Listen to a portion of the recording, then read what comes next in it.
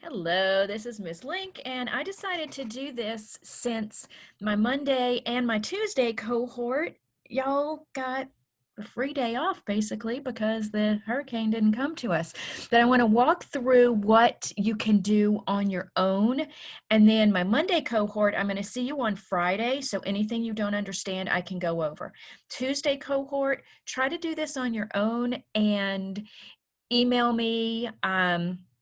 With any questions. Okay, so I am going to share my screen and do like I did on our Safe Start Day and show you what, show you the syllabus, not the syllabus, show you, all right, let's go to classwork. Week 2 says, follow all the instructions in the lesson plan. The Google Docs where it says Link Rhetoric Week 2 lesson plan, that's the lesson plan. Make a copy for yourself of the unit graphic organizer. So you are just going to click this, you're going to open this, and let's go ahead and do that since that's step 2. We're going to open, there's the unit graphic organizer. I'm going to hit present to show you what it looks like. And it looks like a presentation, but it's actually designed to be a chart for you to fill out. So I actually already filled this out, so there is nothing for you to do for this except make a copy. So the introductory videos that I asked you to watch last week and the ones that are on for this week gives you the definition for ethos. What is ethos? This is the definition. Pathos, this is the definition. Logos, this is the definition.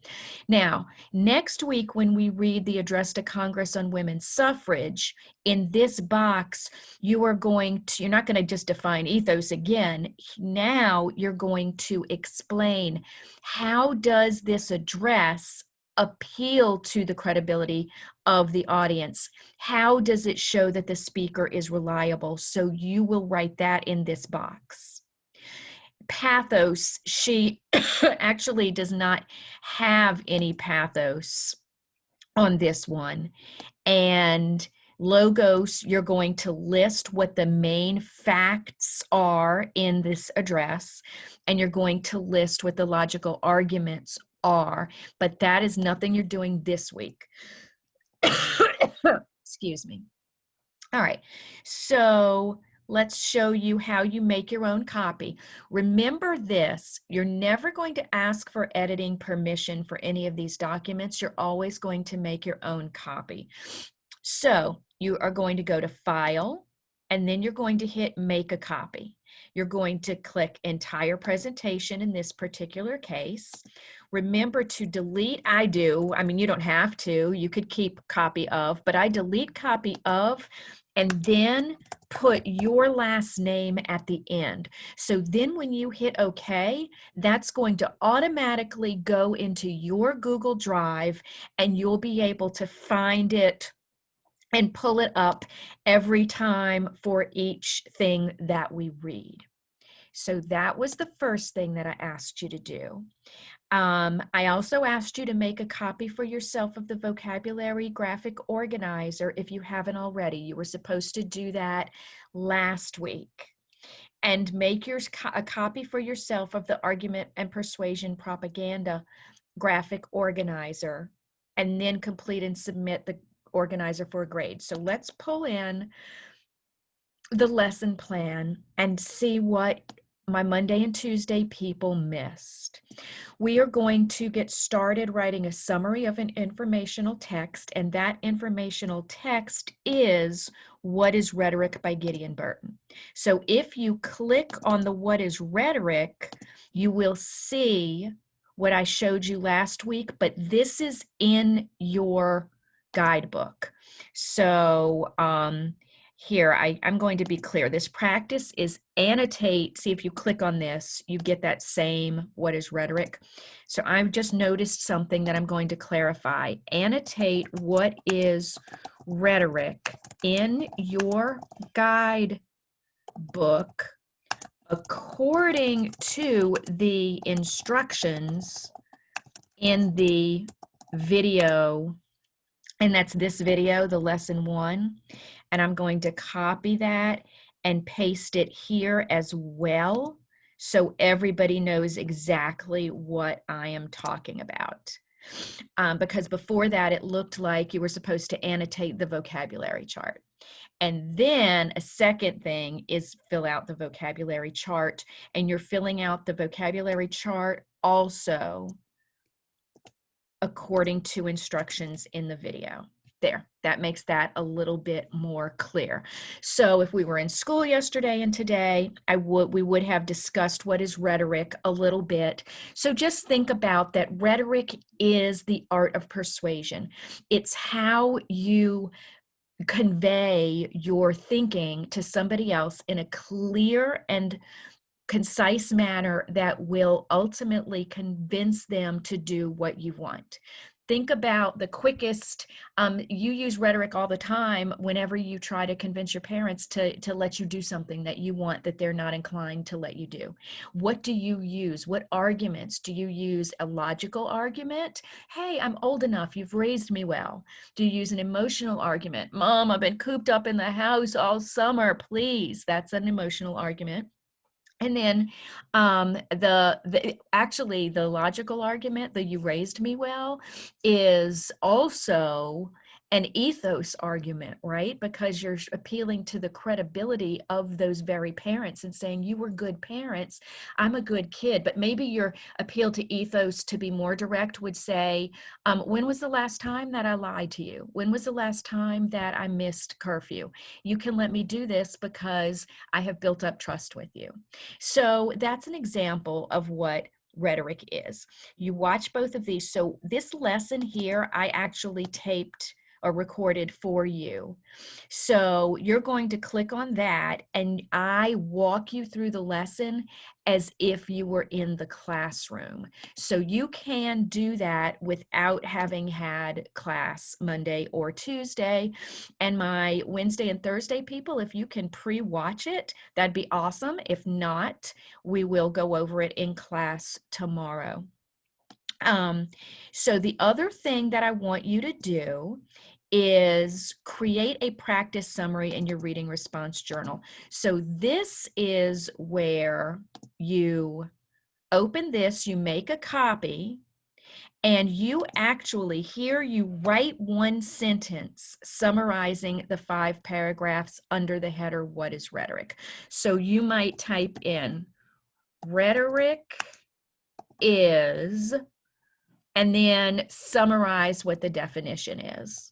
And I'm going to leave that there for you. This is, if you haven't made your copy already, you'll see this in your version. And then we are going to work on doing the others. So we're doing lesson 2 as well. So Monday, Tuesday would have done lesson 1 and lesson 2, and then lesson 3 and lesson 4 is what you have to get done on your own, so you can be working on that as well. Now, lesson 2 are just the slides. So you're going to look at those slides.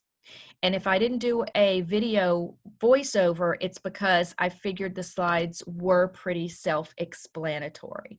So you go through the slides. It tells you what you need. The reading response journal is the one online. Your vocabulary log is the one online. The yellow and green highlighters. And you need your actual book. Now it says read it in pairs. You're going to have to read it on your own. It asks you to highlight central ideas in yellow. I figured that makes pretty much sense. So you should come to class with your book written in. Highlight supporting details in green. And then this you can't do with your partner. You're going to add a sentence summarizing the second section. So I just showed you the first section, the journal, same. I set you up for that. So you're going to do a second sentence. You are going to read the rest of it independently, highlight central ideas and supporting details, add 2 more sentences to the summary. So you're also going to add ethos, logos, and pathos to the vocabulary log. So that was pretty self-explanatory. And then I've got another video to help you understand the ethos, pathos, and logos. And you're filling out the vocabulary chart, and I'll even add here for the words ethos, pathos, and logos. And the definitions are in this lesson and in what you are reading. So let's go over the next part, lesson 3. Summarize and differentiate between persuasion, propaganda, and argument. Okay, so what do I have here? I have a YouTube here. Oh, so I gave you a lesson on this. So you're going to watch that lesson. And then you're going to read this, which I'm checking right here. Remember, you don't want to ask me for permission to be an editor, but I need to make sure I've given you the correct permissions, and I just fixed that. So now you've got permissions. You should be able to see this. Just read this chapter right there.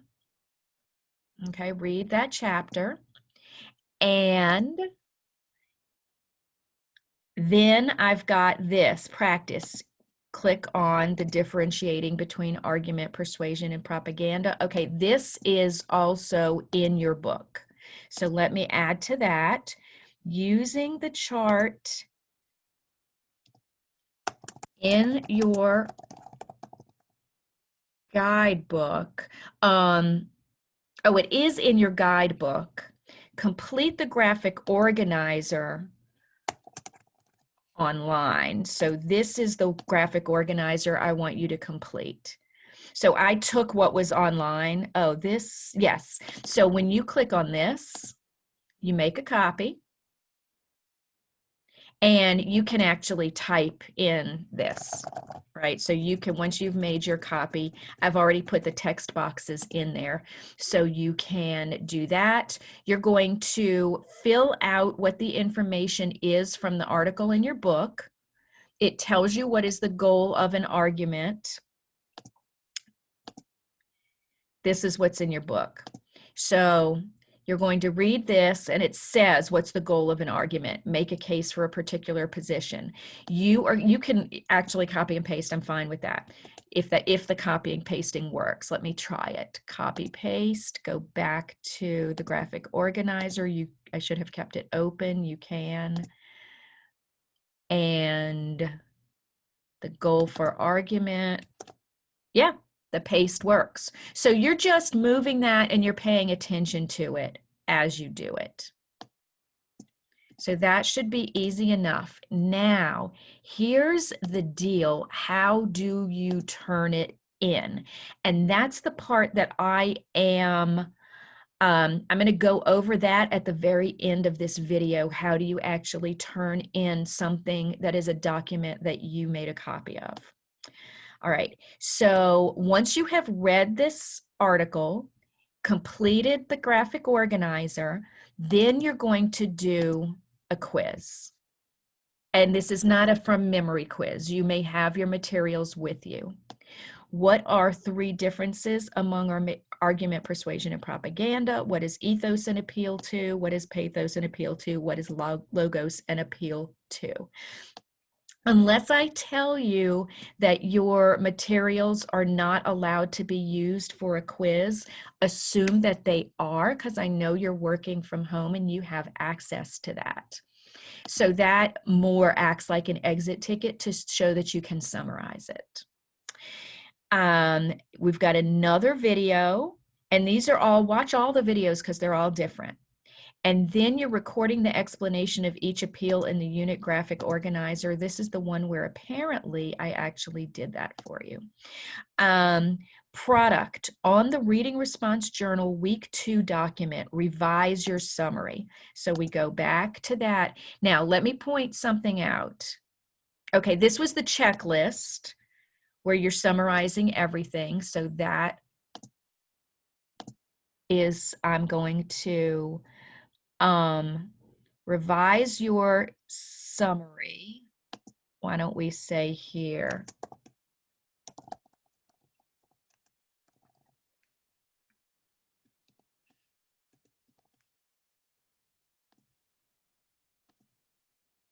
okay, and that was the checklist.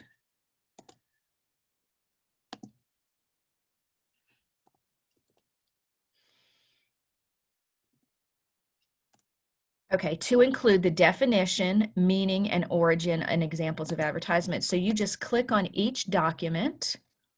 And as I'm doing, that just gave you extra information, checking that I'm giving you permissions right now. And that just was to help you. And then examples of advertisements. You're going to watch this whole presentation that gives you examples of advertisements. And let me take you through that. So that's a presentation with videos in it, and you're going to go through all of that. You're going to watch, these are actual videos you can watch. And I want to take you through here. So I have that as a product. So all this, the definition information I gave you and the examples of advertisements, this is on the week response journal document. You're going to turn that in. Okay, so let me show you how to turn it in, and I am going to do that by opening up a class where I am actually registered as a student. So I am registered as a student here. And for me to turn in classwork, let me show you how, let's see, okay, so here was an assignment that was assigned to me. This was a Google Forms assignment. So I would click my answer. Let's see. They are faster to open. And I'm just going to do 1, 2, 3. I'm not going to actually answer because I want to show it to you. I hit submit, but then look at this. I'm not done. Then I have to click open assignment. And then I should have already been signed in, but for whatever reason, it made me do it again. No problem. Over here. Okay, so I had actually already done this, which is why it doesn't look right. But this would have said submit, and I'm going to click resubmit. Oh, I didn't attach work. Okay, so good. I'll get to show you how to attach work as well. Add or create right here. So for all your assignments, if this is something that you need to attach, like I told you to download the vocabulary, make a copy. Now it's your copy, it's in your Google Drive. So you would click on Google Drive and you would find something that you had in your Google Drive. And look, you can actually search in Drive. So if I want to actually upload that vocabulary list, I can search for vocabulary. I can find the copy of the rhetoric vocabulary, click on it or double click on it. And I'm not going to actually submit this one because they would say, why is she sending me this? But that's how you attach something. So no problem, should kind of automatically lead you to it. Let me take you back to our class. I also did this in steps. I gave you some information here on the steps for submitting a quiz. I hope that's helped you. Please get through the whole week's assignments, especially if you were supposed to be at school on Tuesday or today. Please get through all of that, all 4 lessons. And again, if you have any questions, let me know. Now, I did just find out, y'all have been emailing me, and that the email function is going to be stopped. But there is going to be another way that you can communicate to me, and it still comes in and out of both of our emails, but it says notifications. You're going to see me put a little announcement about that, and the topic is going to say contact teacher. and you do it as a comment instead of an email to me, but I still get it as an email. And when I respond to you, I think you still get that as an email. So you'll see that coming up soon. All right, everybody have a great day. And I'm glad hopefully everybody was safe from any flooding that may have happened.